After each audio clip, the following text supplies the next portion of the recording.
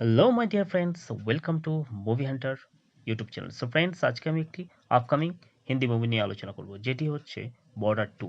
মুভিটি কিছুদিন পর মুক্তি পেতে চলেছে এবং এটি পরিচালনা করেছেন অনুরাগ সিং।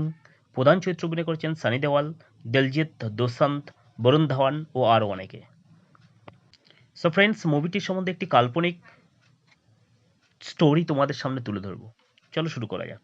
রাজস্থানের মরুভূমিতে সূর্য ডুবে যাচ্ছে। লালচে আকাশের নিচে দাঁড়িয়ে আছে সীমান্তের কাঁটাতারের বেড়া। বাতাসে ধুলো উঠছে, আর সেই ধুলোই মধ্যে লুকিয়ে আছে ইতিহাস, ত্যাগ আর রক্তের স্মৃতি। 1971 সালের যুদ্ধের বহু বছর পরেও এই সীমান্ত আজও শান্ত নয়। শত্রুর চোখ সর্বদা খোলা, আর ভারতীয় সেনার বুক সর্বদা অটল। এই গল্পে সেই সব সেনাদের কথা বলা হয়েছে যারা জানেন সীমান্ত মানে শুধুমাত্র একটা রেখা নয়, এটা আত্মসম্মানের শেষ প্রাচীর। 1971 সালের লংগোয়ালা যুদ্ধের বীর সৈনিক মেজর কুলদীপ সিং শেখাওয়াত এর ছেলে ক্যাপ্টেন অর্জুন শেখাওয়াত আজ ভারতীয় সেনাবাহিনীর একজন দক্ষ অফিসার। বাবার পুরনো ডায়েরি, পদক আর যুদ্ধের গল্পই তার শৈশব গড়ে তুলেছে। বাবার মৃত্যু হয়েছিল বহু বছর আগে, কিন্তু সীমান্ত আর যুদ্ধ যেন অর্জুনের রক্তে মিশে রয়েছে। অর্জুন বর্তমানে পোস্টেড রাজস্থান সেক্টরের একটি অগ্রবর্তী চৌকিতে। এই চৌকিটি কৌশলগতভাবে অত্যন্ত গুরুত্বপূর্ণ, কারণ এখান দিয়ে শত্রুপক্ষ অনুপ্রবেশের চেষ্টা করে। অর্জুন এর অধীনে রয়েছে একদল তরুণ সৈনিক। নায়ক ইমরান খান সীমান্ত এলাকার ছেলে, সাহসী কিন্তু আবেগপ্রবণ। ল্যান্স নায়ক বিক্রম রাঠোর নির্ভীক, ঠোঁটে সবসময় হাসি লেগে থাকে। সিপাহী অমরজ্যোতি দাস পূর্ব ভারতের ছেলে, গান গাইতে ভালোবাসে। হাবিলদার মহাবীর সিং অভিজ্ঞ, পরিবার রেখে এসেছে গ্রাম থেকে। সবাই আলাদা আলাদা জায়গায় থেকে এলেও একটাই পরিচয়, তারা ভারতীয় সেনা। এক রাতে রাডারে অস্বাভাবিক নাড়াচাড়া ধরা পড়ে। ড্রোনের মাধ্যমে শত্রুপক্ষ সীমান্তের ভেতরে নজরদারি করছে। গোয়েন্দা রিপোর্ট জানায় বড়সড় হামলার পরিকল্পনা চলছে। এই হামলার উদ্দেশ্য শুধু সীমান্ত দখল নয়, ভারতের ভিতরে অস্থিরতা সৃষ্টি করা। ঊর্ধ্বতন কর্তৃপক্ষ থেকে নির্দেশ আছে, যে কোনো মূল্যে পোস্ট ধরে রাখতে হবে।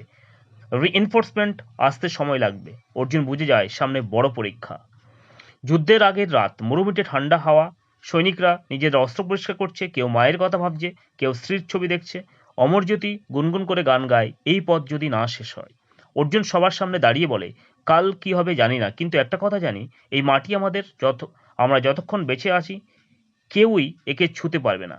সবাই একসাথে বলে ওঠে, ভারত মাতা কি জয়। ভোরের আলো ফোটার আগে শুরু হয় গোলাবর্ষণ। মার্টার শেল আছড়ে পড়ে পোস্টের চারপাশে। শত্রুপক্ষ সংখ্যায় অনেক বেশি, আধুনিক অস্ত্র, নাইট ভিশন সবই রয়েছে তাদের কাছে, কিন্তু ভারতীয় সেনাদের কাছে আছে সাহস আর দৃঢ়তা।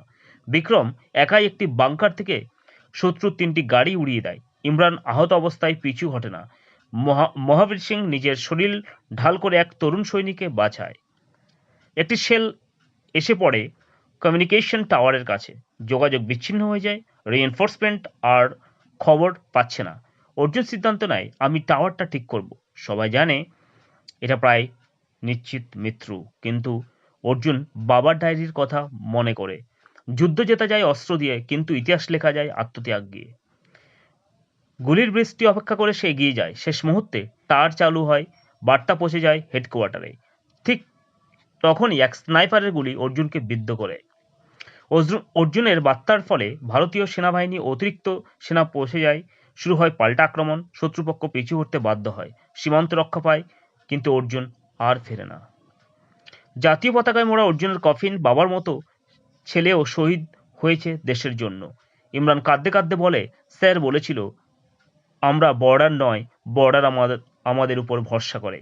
মেজর জেনারেল ঘোষণা করেন, ক্যাপ্টেন অর্জুন শেখাওয়াতকে মরণোত্তর মহাবীর চক্র প্রদান করা হচ্ছে।